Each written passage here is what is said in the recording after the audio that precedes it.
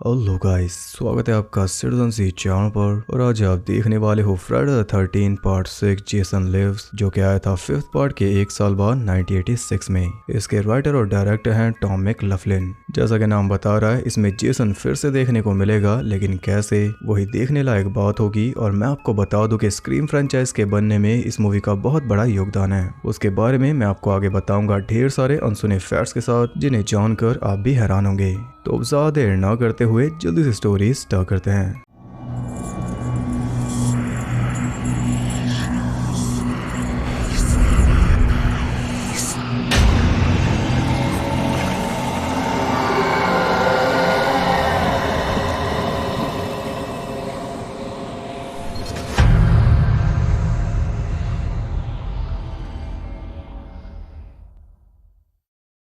पिछले पार्ट में आपने देखा था कि बहरूपिया जेसन मर गया था, लेकिन ख्याली जेसन हावी हो चुका था टॉमी के ऊपर। किलर का मास्क पहनकर वो पैम के ऊपर अटैक कर देता है, लेकिन इस फिल्म के मुताबिक वो भी टॉमी का बुरा सपना था। इस पार्ट के स्टार्ट में हम टॉमी को ही देख पाते हैं, जिसका रोल इस बार एक अलग एक्टर ने किया है। ये फिर से जेसन की कब्र पर जा रहा है ये देखने कि क्या जेसन सच में मर चुका, प्लस ये उसकी बॉडी को जला देगा ताकि इसका डर हमेशा के लिए खत्म हो जाए। इसके साथ है उसी हाउस का एक और पेशेंट एलन, और ये दोनों हाउस से भागकर जा रहे हैं। ये हमें पता चल रहा है इनके ट्रक से, जो कि है पैम का।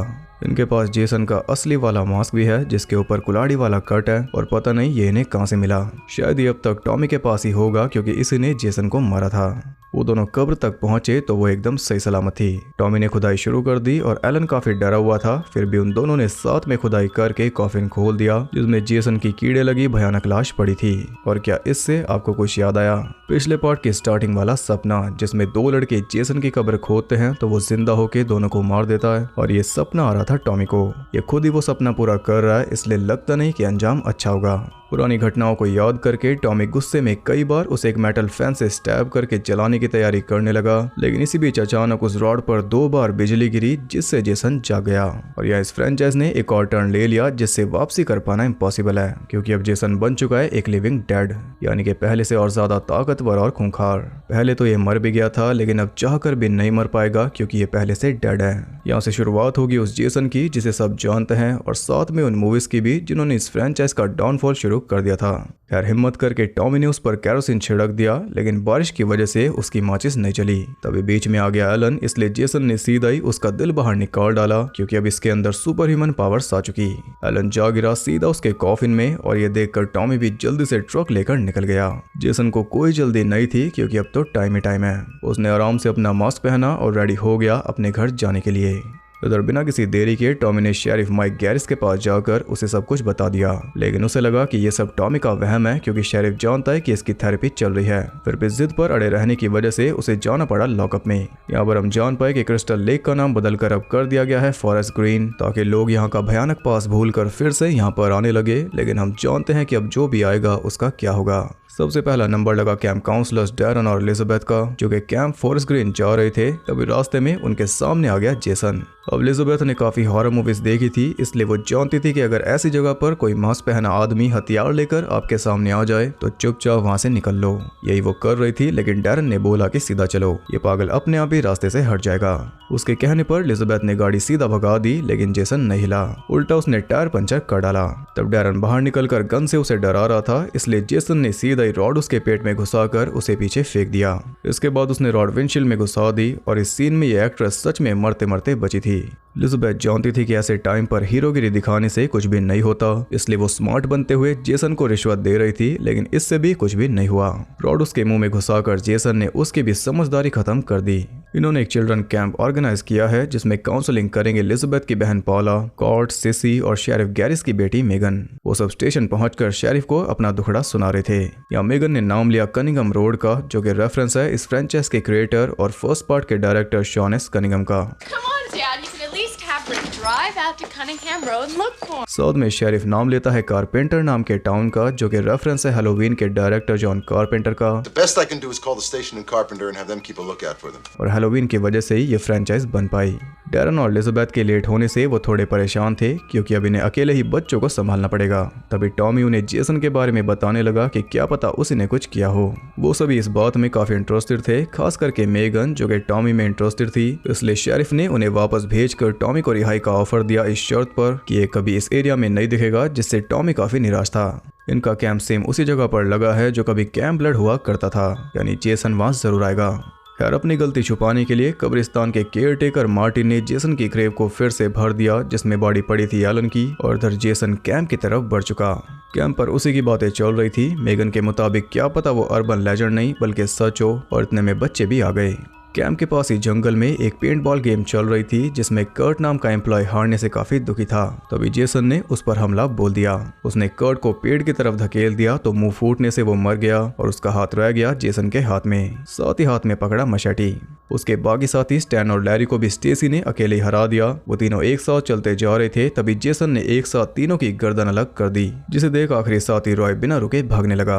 उधर शेरिफ गैरिस डेप्यूटी रिक के साथ टॉमी को टाउन के बाहर तक छोड़ने जा रहा था, लेकिन गाड़ी भगाकर वो उन्हें ले आया जेसन की कब्र तक। लेकिन कब्र टिप टॉप थी, इसलिए उन्होंने फिर से टॉमी को पकड़ लिया।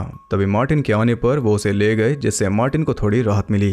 उन्होंने लास्ट वार्निंग देकर उसे टाउन के बाहर छोड़ दिया, पर अब भी उसका मन नहीं मान रहा, जो कि बिल्कुल ठीक है क्योंकि जेसन बिना रुके कैंप की तरफ बढ़ रहा है।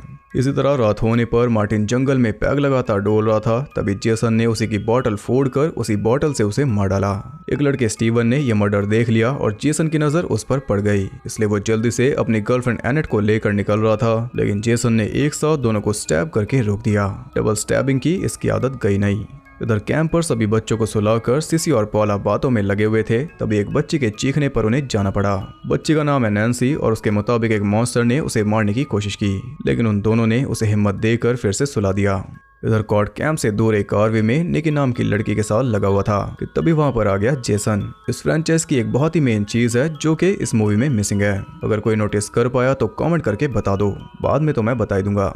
खैर, फुल वॉल्यूम में गाने बजाकर कॉर्ड कैंप के लिए निकल गया। तभी अचानक बाथरूम में छिपे जेसन ने निकी को जकड़ लिया। तेज आवाज की वजह से कोर्ट को उसकी चीखें सुनाई नहीं दी, जिसके फलस्वरूप जेसन ने उसे मार डाला, उसका चेहरा मिरर में घुसाकर, जो कि आरवी में छप गया। इसके बाद मारा कॉर्ड को एक चाकू उसके भेजे में घुसाकर, जिससे आरवी पलट गई, लेकिन जेसन को कुछ भी नहीं हुआ। यहाँ पर आया एक बैड शॉट। उधर एलिजाबेथ के मर्डर के बारे में पता लगते ही शेरिफ का शक गया टॉमी पर, तो वो उसे ढूंढने चल दिया, जबकि टॉमी उसे ही फोन कर रहा था। वो फोन उठाया मेगन ने, तो टॉमी उसे बताता है कि जेसन सच में है और वो कैंप की तरफ जा रहा होगा। ये सुनकर मेगन उसे पिक करने चल दी, क्योंकि इसका डैड तो कुछ भी नहीं सुनेगा। उधर जेसन कैंप तक पहुंच चुका था, लेकिन कैंप के बदले हुलिया ने उसे सोच में डाल दिया। दूसरी तरफ पुलिस को एक के बाद एक बॉडी पार्ट्स मिल रहे थे, जिससे शेरिफ का गुस्सा हद से ज्यादा बढ़ रहा था। यहाँ पर हमें पता चलता है कि आज है Friday the 13th। Happy Friday the 13th. खैर, विंडो के बाहर आहट होने पर सिसी को लगा कि वो कॉट है, इसलिए उसने उस पर बियर डाल दी। तभी जेसन ने उसे बाहर खींचकर उसकी गर्दन मरोड़कर उसे मार डाला। आवाज से पॉला की आंख खुल गई, लेकिन वो बिना ज्यादा टेंशन लिए फिर से सो गई। और सिसी की बॉडी को ले जाते हुए नैन्सी ने जेसन को देख लिया। वो खून से सना मशेटी लेकर पॉला के पास पहुंच गया और तभी वो जाग गई, लेकिन जेसन के बजाय वो थी नैन्सी। वो टेरिफाइड होकर बताती है कि ये हथियार मुझे मिला बाहर। अब ये तो कोई सपना नहीं हो सकता, इसलिए दोनों चेक करने चल दिए, मशेटी वहीं पर छोड़कर। नाइस। इधर मेगन के आने पर टॉमी उसके साथ कुछ जरूरी सामान खरीदने निकल पड़ा, पर पुलिस देखते ही वो पीछे हट रहे थे, इसलिए ऑफिसर्स ने शेरिफ को खबर कर दी।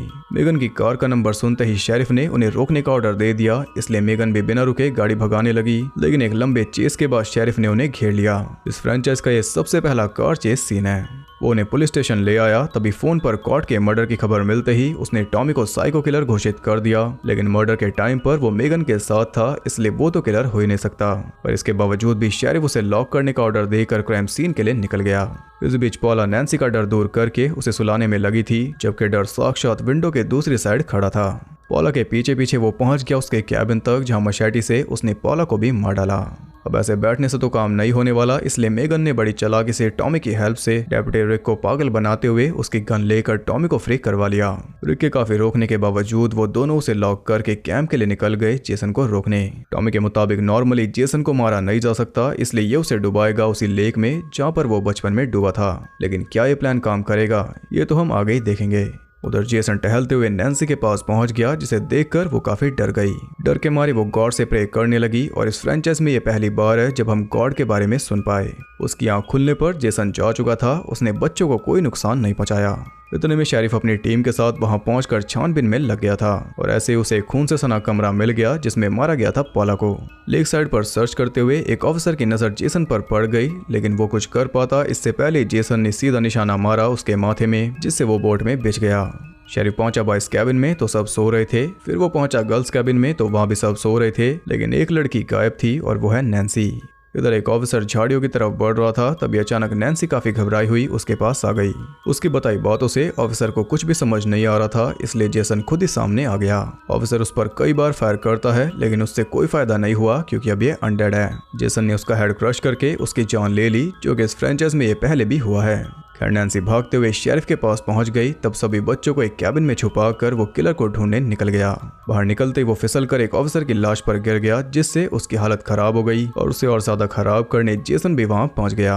वो उस पर शॉटगन चला देता है, लेकिन वो फिर से खड़ा हो गया, इसलिए उसने फिर से गोली चला दी, पर कोई फायदा नहीं हुआ। जेसन फिर से उठकर उसके पीछे लग गया, जिसका फायदा उठाकर वो उसे कैबिन से दूर ले जा रहा था ताकि बच्चों की जान बच जाए। इसी बीच टॉमी और मेगन भी वहां पहुंच गए और खून से सना रूम देखकर मेगन की सांसें रुक गई। बिना किसी देरी के मेगन बच्चों के पास पहुंच गई और इसी बीच टॉमी जेसन को डुबाने की तैयारी करने लगा। बच्चों को फिर से छुपाकर मेगन अपने डैड को आवाज लगा रही थी, तभी उसे मिल गया सीसी का सर, जिससे आवाज चीख में बदल गई। उसकी चीख सुनते ही जेसन उस तरफ चल दिया और बेटी की जान पर बात आते ही शेरिफ बिना एक सेकंड सोचे अपने कवर से बाहर निकलकर सीधा ही उस पर टूट पड़ा। वो उसे बुरी तरह पीटते हुए बिना रुके एक पत्थर से उसके फेस पर वार कर रहा था, लेकिन उसके सारे एफर्ट्स वेस्ट करते हुए जेसन ने मोड़कर उसकी कमर तोड़ दी। इधर तैयारी पूरी होने पर टॉमी मेगन को वापस बच्चों के पास जाने को कहता है, लेकिन उससे पहले वहां पहुंच गया जेसन, इसलिए बच्चों में बुरी तरह भगदड़ मच गई। उनकी चीख सुनकर मेगन वहां पहुंच गई और जेसन ने उसे जकड़ लिया। वो उसका भी हेड क्रश कर रहा था, लेकिन टाइम रहते टॉमी ने हर एक पॉसिबल गाली देकर उसे अपनी तरफ अट्रैक्ट कर लिया। अपने किलर को पहचान कर जेसन भी उसकी तरफ चल दिया और उसके अपने तक पहुंचने से पहले टॉमी ने केरोसिन छिड़क कर अपने चारों तरफ आग का सर्कल बना लिया ताकि वो सेफ रहे, लेकिन इसका कोई फायदा हुआ नहीं क्योंकि तभी जेसन ने पीछे से उसे जकड़ लिया। उनके बीच भारी स्ट्रगल चल रहा था और मेगन देखने के अलावा कुछ भी नहीं कर सकती।